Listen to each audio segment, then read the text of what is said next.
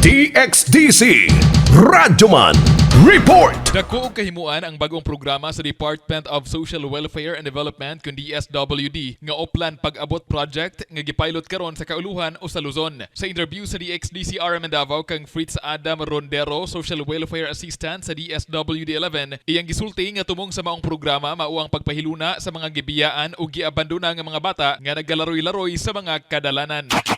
So, makita ang effectivity, ang gravity sa program nga maayo ang dagan. That's the time nga ilang ipa-replicate sa neighboring region.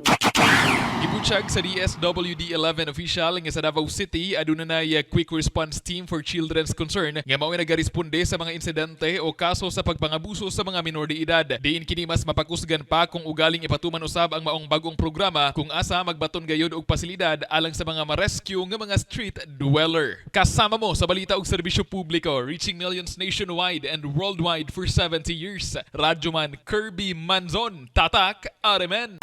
Tatak RMN.